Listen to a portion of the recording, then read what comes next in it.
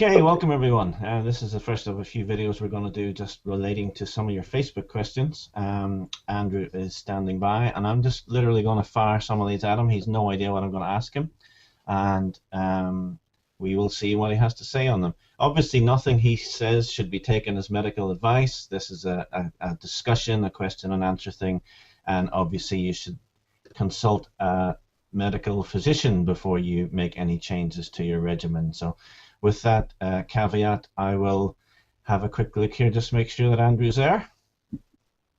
Morning, sir. Morning, Trevor. Okay, so the first question we have here is to do with chemical imbalances. Comes in from a guy called David Smith, and he's asking, because the things that exist in our body to help us live, aren't they nutrients rather than chemicals? So how can we have a chemical imbalance in our body? Well, nutrients are chemicals, but not all chemicals are nutrients. And I think that if we take a good look at what happens when pollutants or toxins get in our body, we know that those particular chemicals are trouble. Then there's orthomolecular molecules, or chemicals that are natural to your body. Your body has many, many chemicals in it. There are countless thousands of reactions going on. Your body is basically a living chemistry set. Vitamins are chemicals or molecules, depending how you look at it. Some are good, some aren't. If we take a look at an imbalance, we have to take a look at two possibilities. One is excess, the other is deficiency. Most people are getting an excess of additives from their food and chemicals from their environment. And most people are getting too few nutrients, such as vitamins and minerals. So if you look at that as a simple imbalance, everything else makes sense from that point on. Your body's very capable. It's very smart. We've evolved over millions of years in order to live. Look at the entire animal kingdom. They do all this automatically.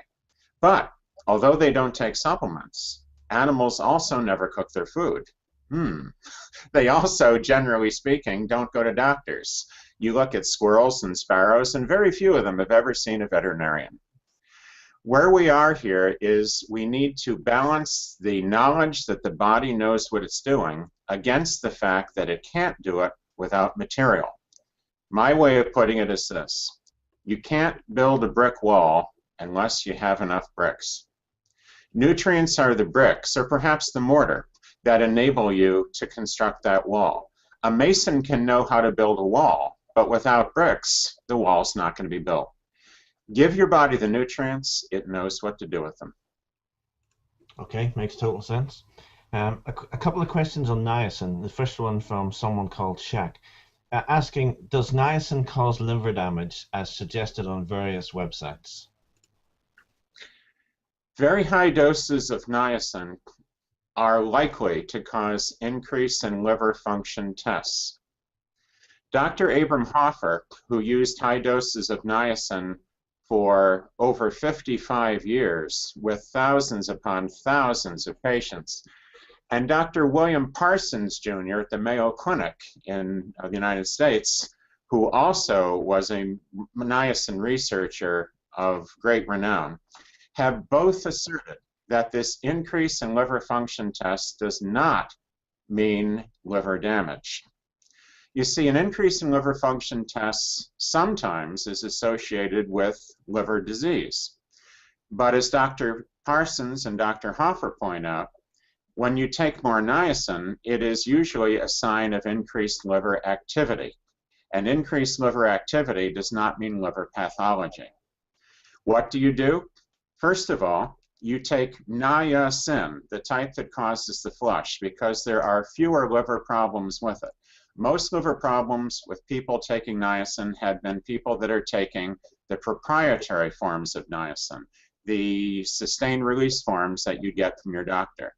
If you want to avoid the flush, I would recommend not taking sustained release niacin, but rather taking inositol hexaniacinate. This is a no-flush form of niacin that's over the counter. Niacinamide will work well for mental disorders that are being treated with niacin, but cardiovascular issues, blood lipids, lowering LDL and raising HDL and lowering triglycerides require niacin, and that means you have to get used to the flush. There's a lot about this in my book, Niacin, the Real Story, which was co-authored with Dr. Hoffer. Another situation where people can run into trouble with niacin is if they have a history of heavy alcohol use. When the liver has been dealing with detoxification of alcohol, and that's one of the many things the liver does, taking a lot of niacin can cause a little more trouble. So people that have used a lot of alcohol need to really be sure that as their niacin level goes up, that they work with their doctor and get blood tests. Most people that take moderate amounts of niacin, a few thousand milligrams a day, will have no significant change in their liver function tests.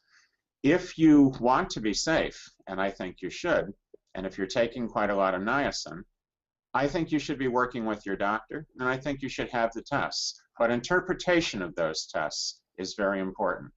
Dr. Parsons said, you have to understand niacin in order to use it. So niacin raises liver function tests without usually harming the liver at all.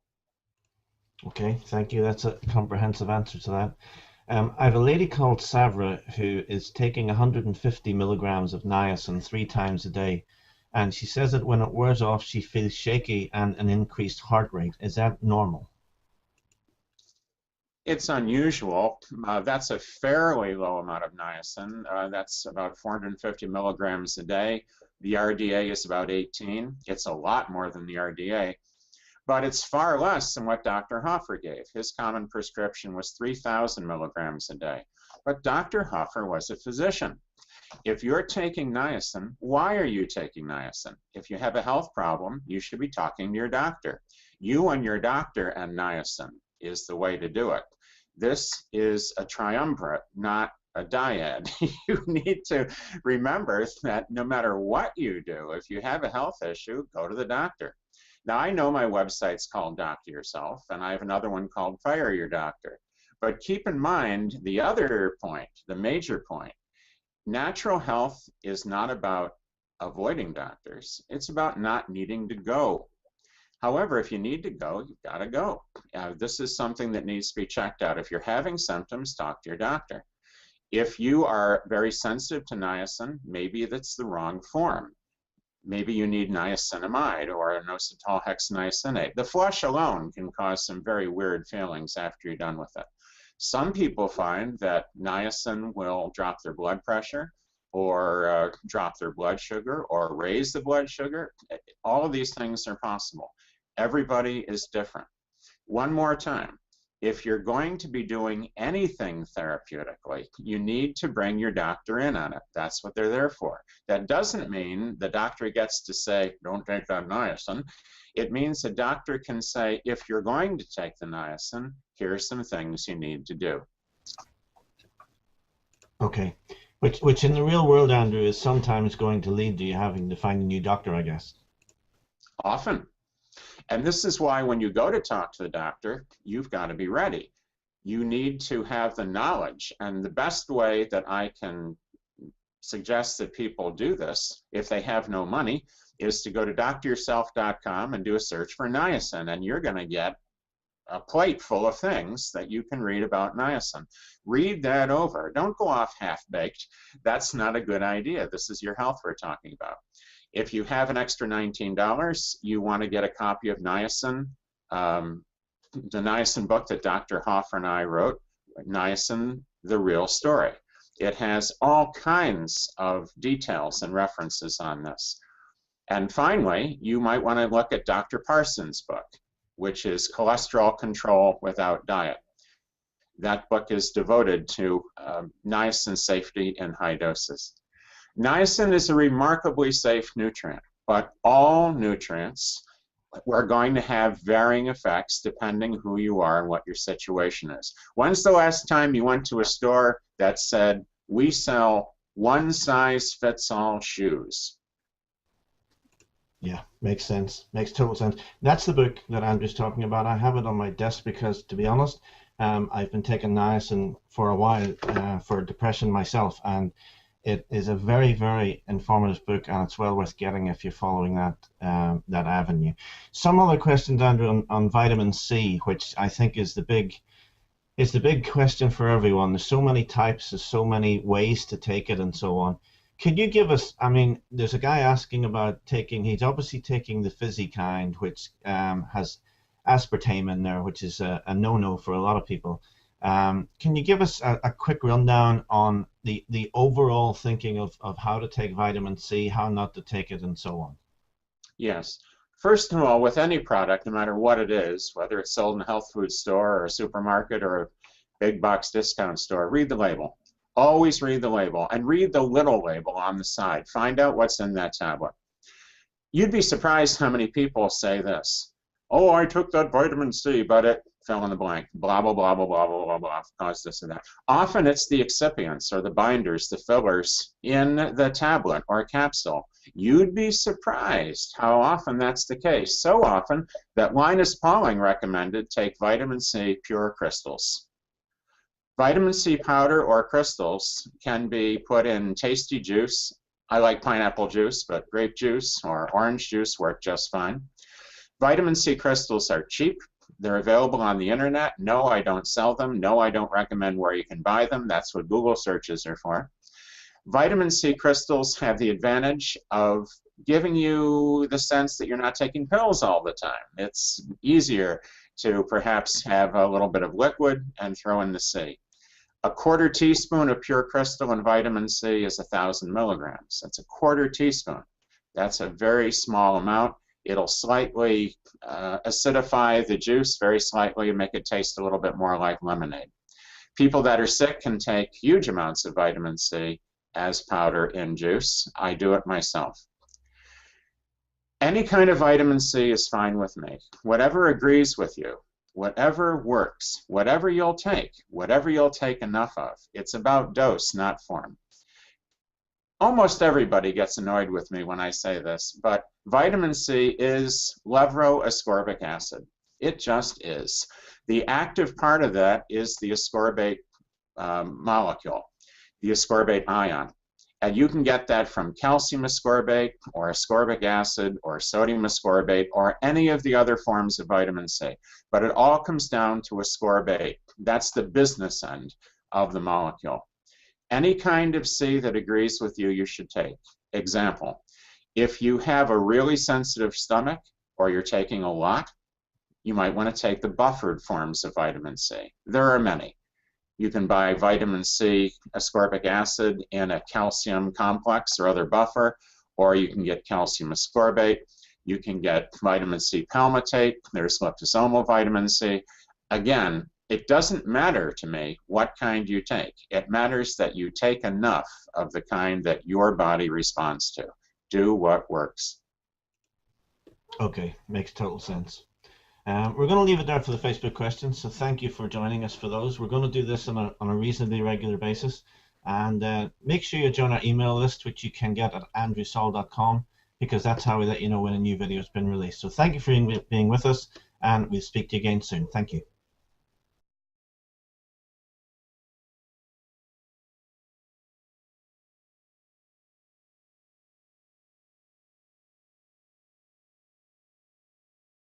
Obviously, nothing he says should be taken as medical advice. This is a discussion, a question and answer thing, and obviously you should consult a medical physician before you make any changes to your regimen. So with that caveat, I will have a quick look here, just make sure that Andrew's there. Good morning, sir. Morning, Trevor. Okay, so the first question we have here is to do with chemical imbalances. Comes in.